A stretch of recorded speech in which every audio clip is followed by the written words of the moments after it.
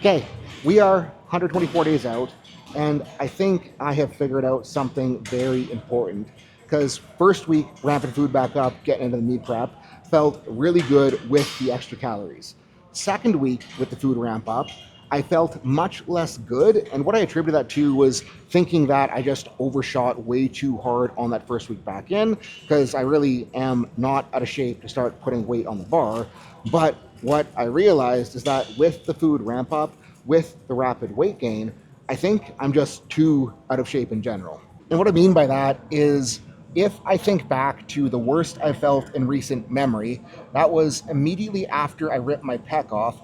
I freaking ate my feelings and went from 320-ish to 340-ish in the matter of a couple of weeks. And low back pumps then, freaking insane, so out of breath doing like basically nothing. And right now, my low back has been absolutely blowing up to the point that it's shameful. I have been so out of breath during training that it is absolutely shameful, and I'm having to take so freaking long to rest to feel ready for my next set that it's absolutely shameful. And part of me not recognizing this sooner is part me not wanting to admit it, but part of me still having abs and veins everywhere right now. It's like I shouldn't be feeling like an out of shape fat guy because I'm not a fat guy, but I gotta remember that even if I haven't gained a lot of fat since ramping the food back up, I've still put on a lot of body weight. And with that body weight gain, like shit is going to have to work harder in order for me to be able to train and recover. So the solution that I have come up with is when we did ramp up food, Justin did keep cardio in, but he kept it in as really toned down, low intensity steady state for not a whole lot of time. So what I did yesterday is I cranked on some hard intervals on the magnetic resistance treadmill, and then today I cranked on some hard intervals on the magnetic resistance treadmill, and it's like, holy freaking shit, 2 sessions of intervals 2 days in a row. I feel so much more like myself again. Also, today's training session, once again, brought to you by Zone Supplements Pre-Workout. Only took half a scoop today because the shit is so freaking potent. So with that, am feeling pretty optimistic that today's bench won't suck that much, but still am going to be sticking to the keeping it very in the pocket non-conjugate rotation, because last week indicated that even if it is a lot of a being out of shape problem, it also is I need to take the time to let the tissue tones catch up to being strong. So we're going to do good, but we're not going to do stupid.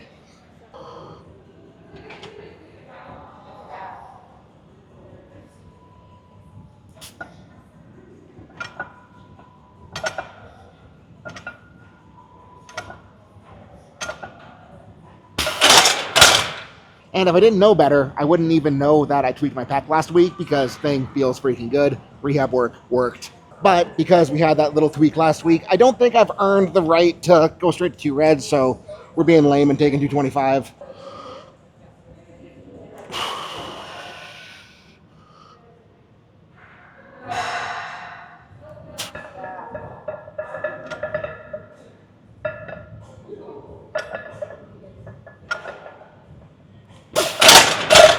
I mean, pec-wise felt pretty damn okay. I don't feel like super connected to the bar, so gonna do our best to lock in a little bit better for the next one. And what I mean by that is I gotta do a better job of like scooping scaps lower just so I can really settle in upper back, so we'll do that.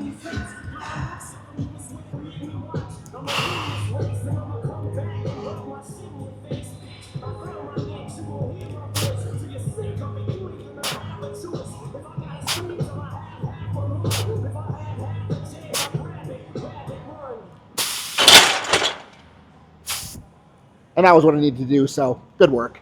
And I think a lot of that is just needing to remember how uncomfortable it is to shove myself into my bench charge. So we'll go 315 this set, which should either be a work set or give me an idea of where we're going to go for that in the pocket work set. Like, I don't want 315 to be a work set today, but after how bad Saturday's squats were, not going to be overly optimistic.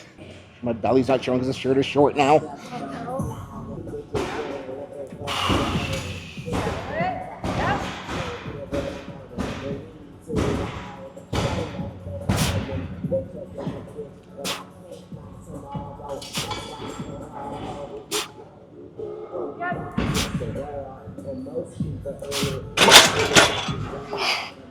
And I think we're going to cap her there because, like, didn't feel sketchy, but I just kind of like got borderline a tiny bit the same sensitivity that we had last week, but it popped. So I think it would be unwise to go up. So yeah, we're being lame and benching 15 for work sets today. Which, to be clear, I am a little bit pissed off of that this is all we're going to be doing, but I know that I'd be more pissed off if we tweaked it again, so I'd rather not tweak it again. And goal for number 2 here is to see if we can smooth out that pec sensation a little bit so we can make her both look and feel too easy. Because we don't need hard right now, we just need a start point that we can build momentum off of. Okay, I doubled up the workout of them things in the office. They put them on the freeway, now I feel like I'm lost. See them people say my review, hit the gas and I lost. Middle finger out the sunroof, they just make us some floss. Try these rubber bands, and like, I don't know, not thrilled with how it felt. Like, I had to meter how hard I was pushing because I could tell if I really put the sauce on, like the pec wouldn't feel great. But I mean, 315 for easy 6 with the pec feeling at least okay, I can be at least okay with. And when I was thinking of this training session, like in my head, I was thinking like 355 should be pretty chill for some easy 6s. But the thing is that with how that first 315 felt, I knew that the pec wouldn't be pretty chill at 355. So as much as I am like a little annoyed that we didn't put what I wanted to on the bar, I'm glad that we didn't put what I wanted to on the bar because I know that off of this, we will be able to build momentum. And if I load 355, like there's a chance that I'd be in worse shape than I was last week. So smart decisions will prevail. And I think the other mistake that I made, other than being a little bit too load happy first with the food back in, and other than not doing enough cardio with the food going back in, was through the whole diet. Like I was telling myself that as soon as we ramp food hard, it will be easy again. And the reason that was a mistake is, well, it's never going to be easy. It's always going to be difficult. And even though the reason that it's difficult is going to shift, like that doesn't mean that it's not going to be hard. I think because I was telling myself that it would be easy when food came back in, like I gave myself false expectations that were almost confirmed by where the loading went on that first week. But as you guys know by now, putting loading where we put it on that first week didn't really help us out, considering that week 2 we had that pec twang and everything all kind of went to shit. And the reason I'm the most pissed about the pec twang isn't the fact that it happened, but just because now I have to deal with the mental comeback side. Because it's like the physical comeback side, like I know that part's easy, but having it lingering in the back of my head that I don't want it to pop again or I don't want it to turn into something worse, like it's going to make it challenging to ride the line of doing enough but not doing too much in the coming weeks. And like off that 405x4, I was so freaking sure that I was going to bench an all-time PR at this meet.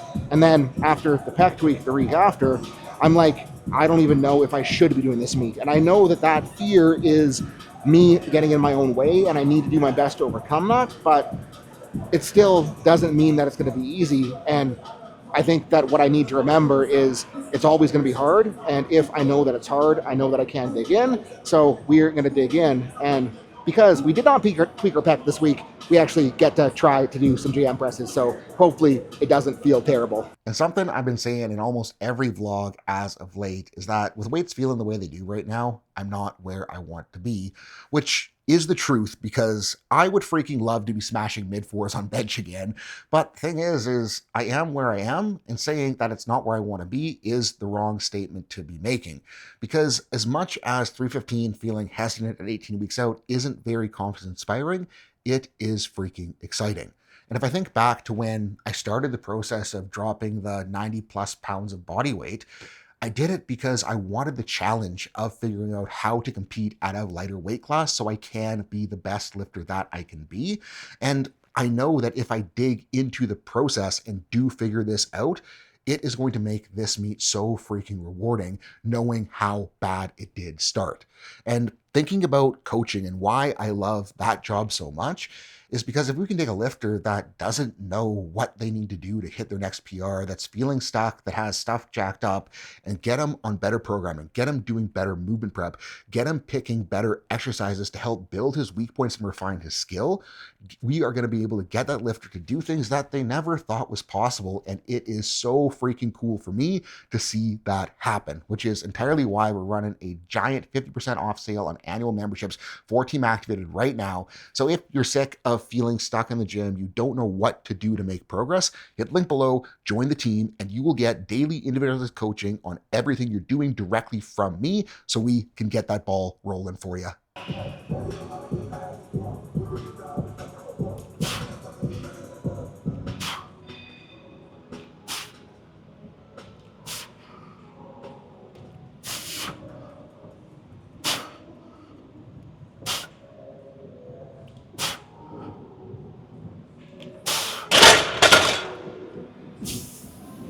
Doesn't feel terrible in the pec.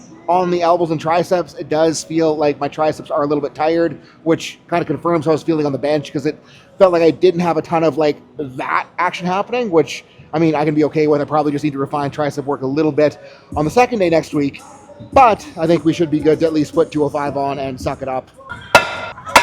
What I really like about JMs in addition to the tricep work is that if I can really overemphasize that sensation of like lats pulling the entire shoulder complex down my rib cage and nail it here, it becomes so much easier to nail on my bench. So let's do my best to not embarrass myself with 205.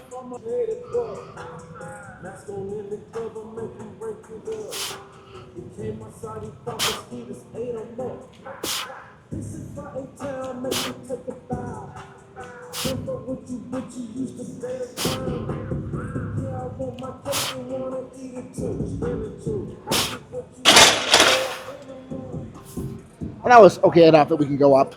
And I haven't run barbell JMs for a little while because I got this Panada press machine that like feels freaking perfect for JMs. But I was thinking that the problem with that machine is that because it isn't super heavy, I think I was kind of tricking myself into thinking I was doing better than I was, because I'm really glad I brought the barbell JM back if 205 feels this terrible, because we gotta get this in much better shape. But I mean, that's why we're going up. And this ain't the first time that I've had to fight to get JM press strength back. Like, after the pec rupture, they were so bad for so freaking long. And it's like, if we can do it after coming back from pec tear, we can do it now because we don't have a fully ruptured pec. We only have a little tiny minor tweak. So, yeah, let's suck it up and go 225.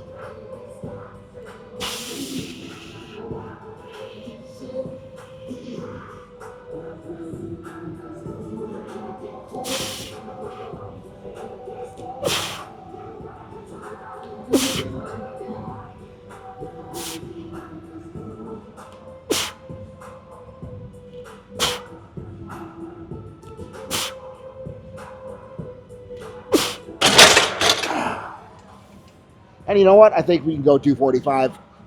Lazy loading though, because slapping an extra 10 on is much easier than stripping her off and putting a blue on the bar. I long for the days when I can go straight to 265 on these for a first warm up. But we're not going to get back there unless we do this, so let's do this.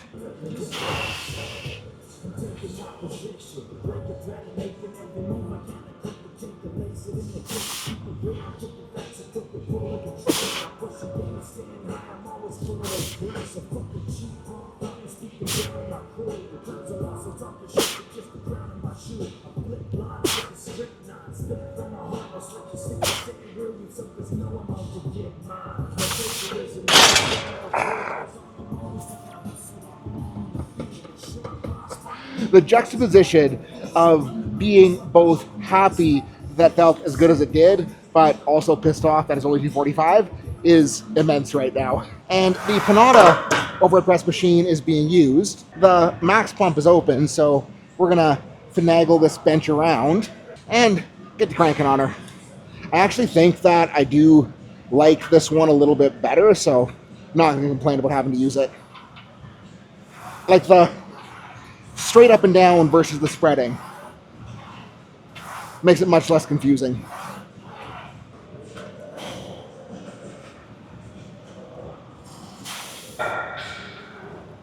So much less terrifying.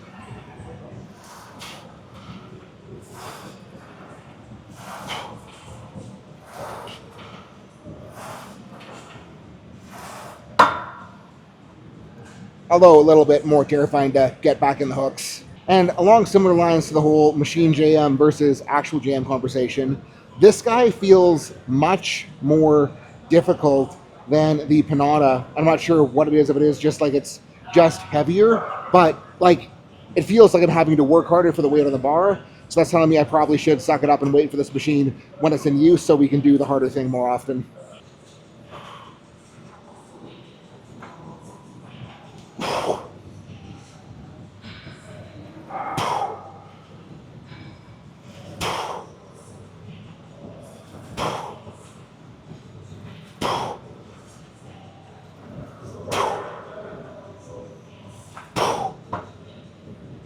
Oh, we'll go down one. Yeah, a little more frightening to put back at the hooks though. And with how that one was feeling, I think we'll take a little jump. So we'll see if we can be a little bit more assertive with an extra 10 aside. If we can, we'll take another little jump. If we can't, we'll repeat this loading. Hopefully, better unrack height leads to more assertive pressing.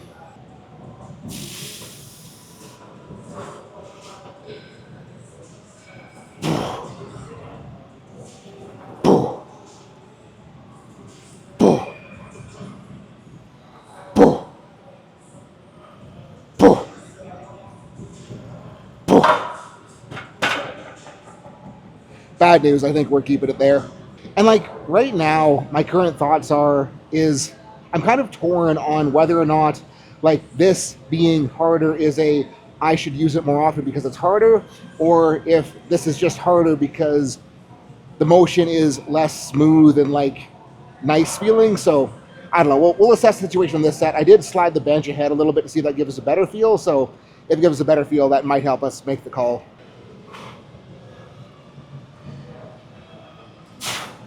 Okay, that is a much more natural groove.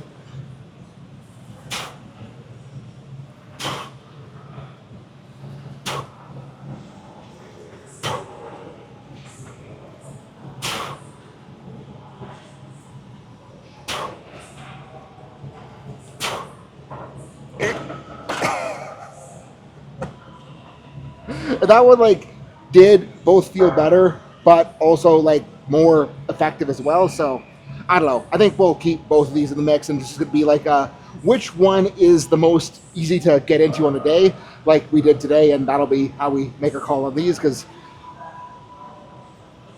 I think I like them both. Now we're moving on to something that I'm going to be certain is the right call with how those incline flies felt last week with the dumbbells. We're going to hop in on the cable fly again and set it up so we'll actually be touching that clavicular head of the pec that got that little ding the other day.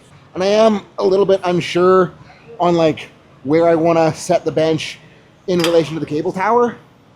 This actually feels about perfect. I might scooter up just a hair. See if that does better or worse.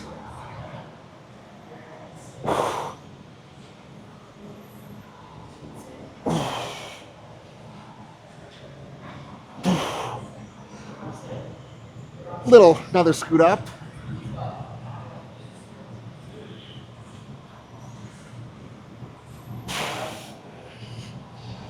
That is touching the spot.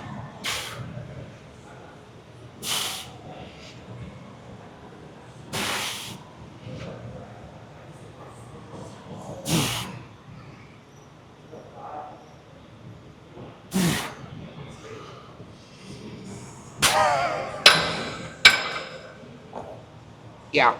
And the hope is that if we can make the pack work better on these today, it should work better when we pull the trigger on an incline dumbbell press on Thursday. Scooted the bench a little bit further in for round two, so we'll see if that was a mistake or not.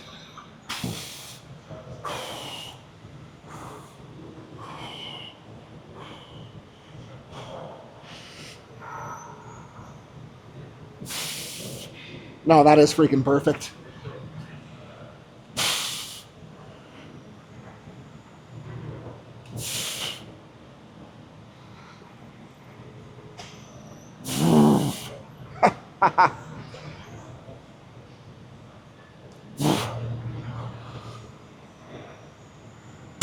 Nope, that got very hard, very fast. Gonna drop loads so we can get a little bit further in rep-wise to build up some more of that base.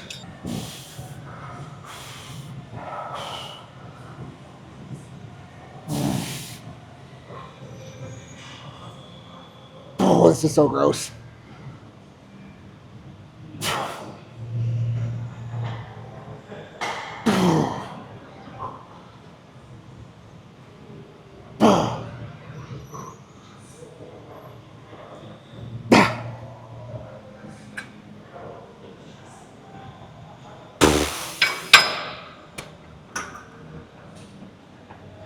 That may be the most immense pec pump I've ever had.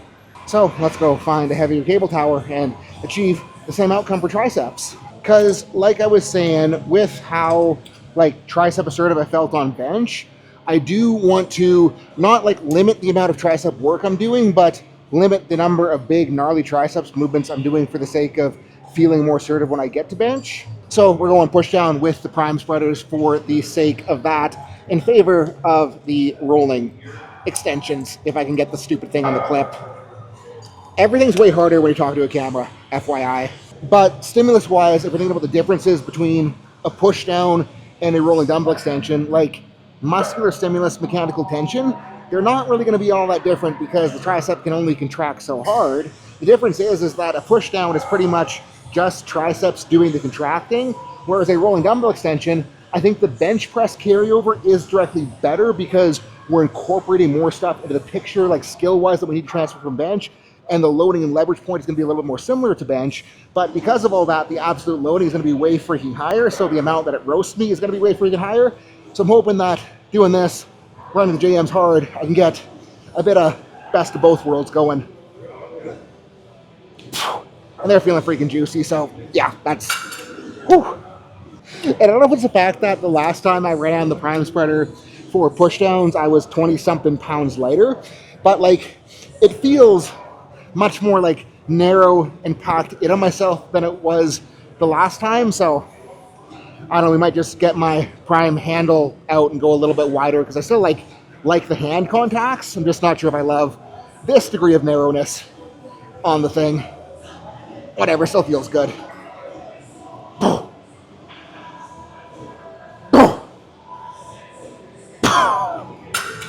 Even if I only took a half scoop of the zone today, pumps are still freaking hitting. So we're gonna take advantage of that and blast us some delts. Starting maybe overly ambitious, but I'm hoping that with the adventurousness on the other machine that this should feel not terrible. Not terrible.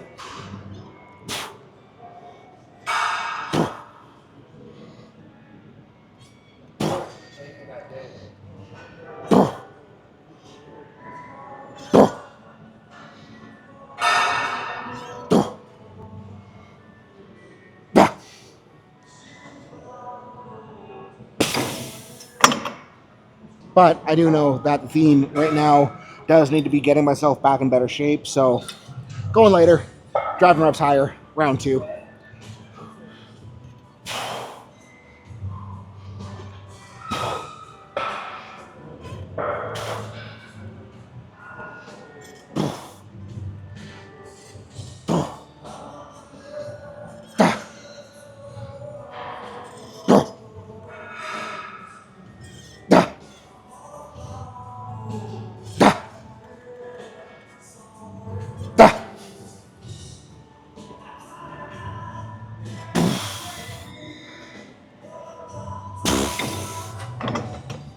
These machines are so freaking sick. I tried to do a dumbbell delt raise the other day, and I just could not do it because I knew that the machine feels that much better. And speaking of doing things for the sake of feeling nice and juicy, we are back over here for rears. And I know like on Thursday, I did talk about wanting to run the harder reverse pec deck on one slot per week. But if we're gonna do that on one of the slots, I think we can afford to do like the nice, juicy, squeezy sensation dealio on the other slot. Because this is just a wonderful feel. Trying to keep scaps nice and packed down. And we're just blowing them up.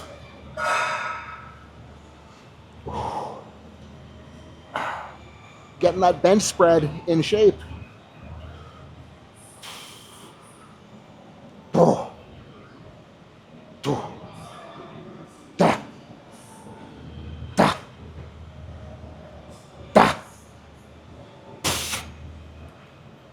And what I'm glad about with deciding that we're going to run the other slot push harder on the reverse pec deck machine is that we can just keep this one pumpy and feel good versus trying to force loading on a movement that loading probably shouldn't be super forced on. So yeah, we are embracing the pumpage for round 2.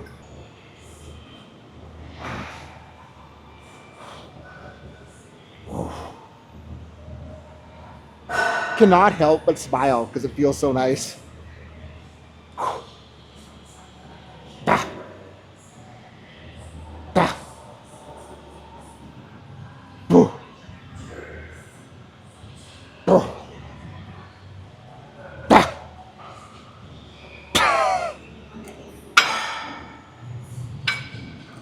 Freaking phenomenal.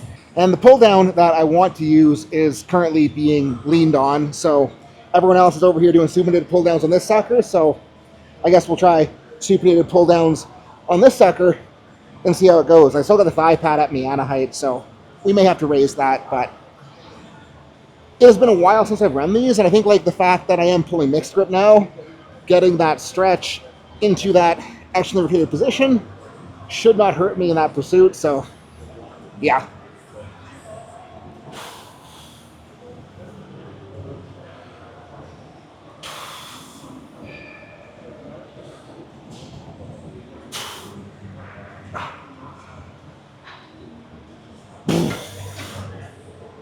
Adequate. Gonna try widening the grip to give me a little bit more space to actually hold on to the sucker because it did feel a little bit shoved in. Not sure this is going to feel better and worse, but we also tossed the plate on, so it's probably going to feel worse.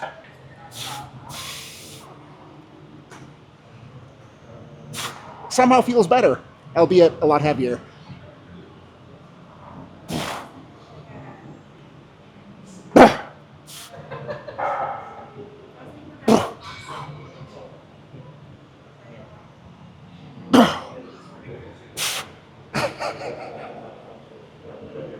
I think like just because we're a little wider, I had like room to pull around myself versus being jammed into myself. So even though we didn't get very many reps there, it felt like a better set.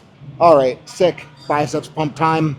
Gonna run this juicy machine today, save the other juicy machine for Thursday, and then both Monday and Thursday we'll get a double dose of that incline curl so we can get more tolerance in that stretch position on bench press. We do need to put more weight on this thing though because this is very light. Okay, hopefully close to a real work set.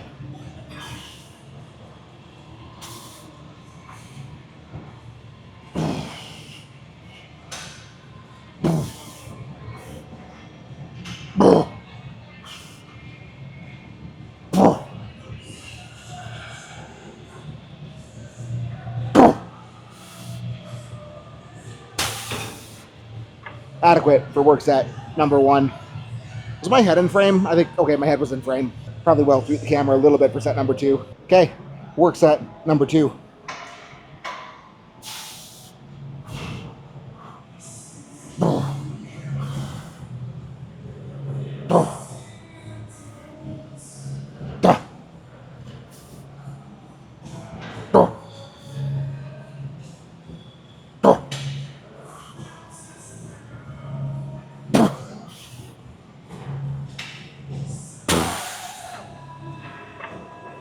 This thing is so freaking cool.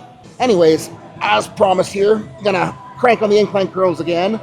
All the dumbbell benches on this side are occupied, so little steeper incline than last time. Feels aggressive, but doesn't feel like we're actually gonna die, so we shall embrace the stretch.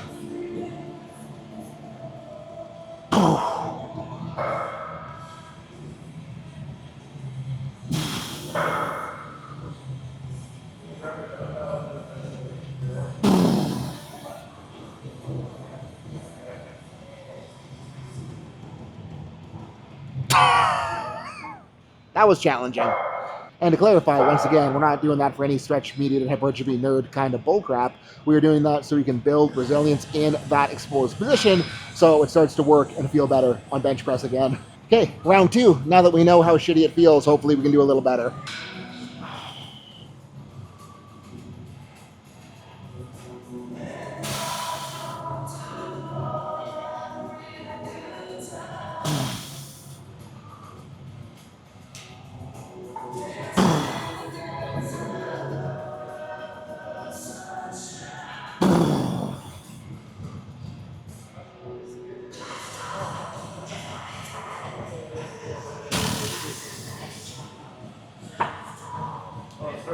No worries.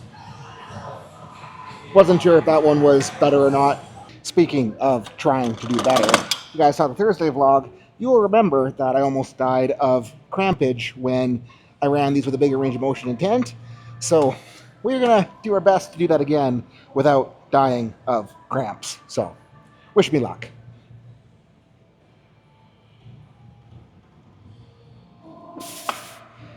Okay, on rep 1.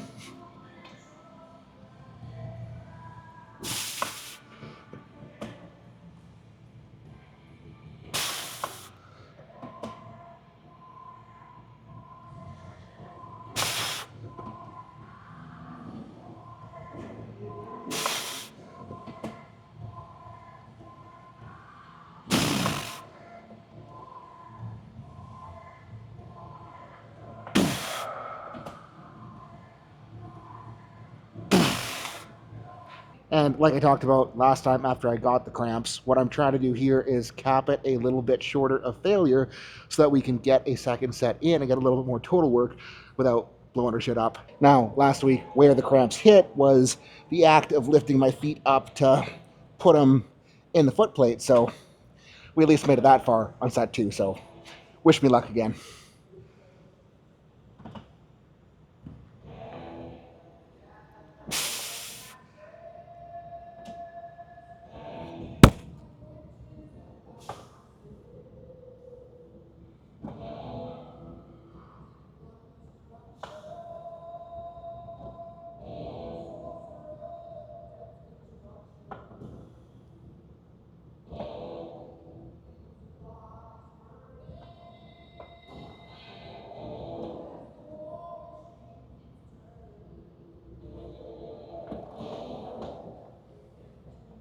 Other than losing the mic there, I'd say mission very successfully accomplished compared to last week. And another example of not super happy in the moment with the weight on the bar today on bench, but I am very happy that I made the decisions that put that weight on the bar, because those decisions are what are going to allow me to start to really load in the future, because I know off of this week of 315, like I'm going to be able to safely handle 345, 355-ish next week. Feels pending again, got to make good decisions, but we should be able to aim in that direction. And then the week after, we should be able to handle a 375, 385, and we'll be right back to where we were when that pec tweaked, and we should be able to handle it better when we get up there, because we did allow ourselves to build that momentum. And that really is the name of the game in powerlifting and meet preps, is that it's not what you lift at the start of the prep that builds your total. It is lifting the amount at the start of your prep that lets you build your total. That's going to let you build your total. I know I kind of muffled my words there, but what I mean is that if you load at the bar and max out and just blow yourself apart at the beginning of a prep, you're going to have a hard time actually preparing for the meet. But if you start the prep out with a little bit of it in the tank so that you actually can build and can progress as the meet prep goes on, well, that's how we turn it into a really gnarly peak and a really good freaking total. So if you guys are just starting a meet prep, what I always try to remember that I should have tried a little bit harder at this time around, dumbass Seth moment, is I try to remember that who cares what's on the bar? All that matters is that I'm able to do better the week after, the better the week after, and better the week after. And purposefully starting a little bit lighter than maybe I want to has never worked out poorly for me when it does come time to the platform, because starting that little bit lighter just gives me more and more room to build. And that's what I need, is I just need room to build. So 315, yeah, not the most exciting start point, but it is a start point. We will build off it. We will get better. We will fight for it, and we will still have a very freaking good bench on the platform. And the fact that it started out this shitty is only going to make it more fun to put together on the platform. So that's what I got, guys, for today. Thank you so much. Peach out for watching. Peach out for watching. Peace out for watching. Have a good night. See ya in the team.